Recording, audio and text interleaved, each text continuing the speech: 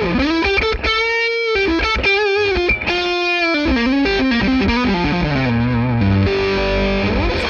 use a Kemper Profiler Live, which for me has just been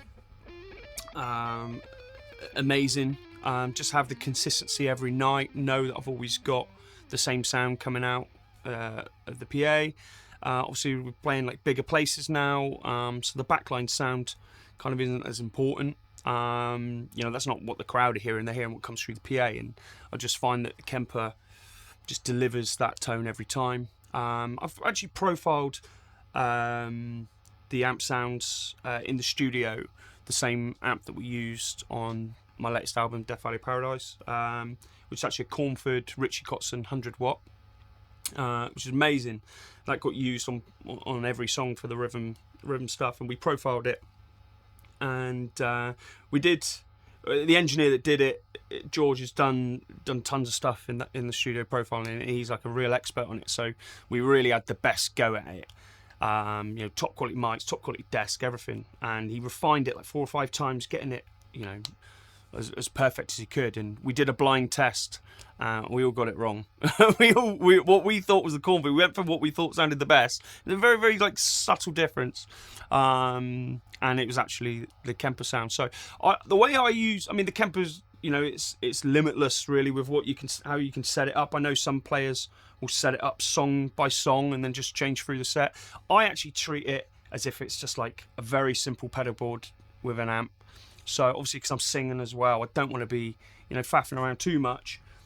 So I have a clean, I have a crunch, I have a fuzz sound with an octave pedal, and those are the tones that are built into the Kemper. I use a fuzz pedal and an octave that are within.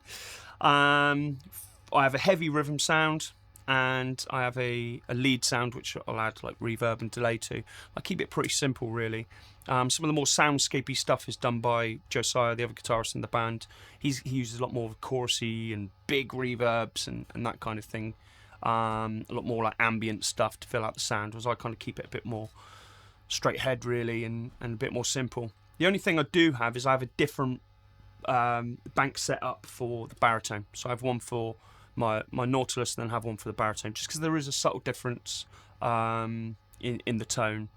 I use the same patches, I just tweaked the EQ slightly so that they sit the same in the mix. The whole band, we're all on in-ear monitors, and when I first went onto in-ear monitors, the idea was obviously, I hate playing with earplugs in.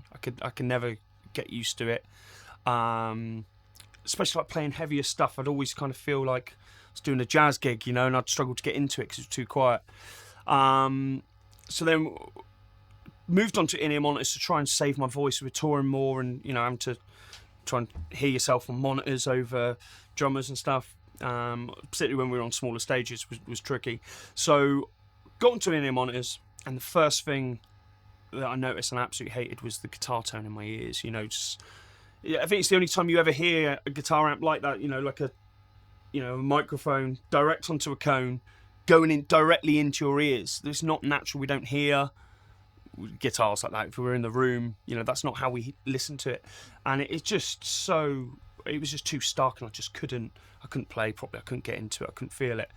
And then I tried a Kemper, and I was completely against it. I was like, no, I'm not going to do that. I don't want to try that. And it absolutely blew me away. And now, like particularly my lead channel, got like stereo delay and reverb and stuff like whizzing around my head. Like it's amazing, and it sounds the same every time. We're all on in-ears. Like the sound check isn't even like for us. It'll just be for our front house guy. So we have the same every time. I very rarely have to change any mix in my ears. It's the same every time. Love it. I have to adjust, like we have ambient mics.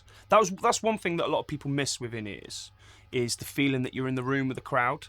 So we have 2 ambient mics that point out to the crowd. So I have basically miking up the crowd and the room, so I still get that feel, and I have that quite loud in my ears, so I can still hear if people are heckling me or that kind of thing. But yeah, it's done wonders for me, and it's saved my hearing as well. So.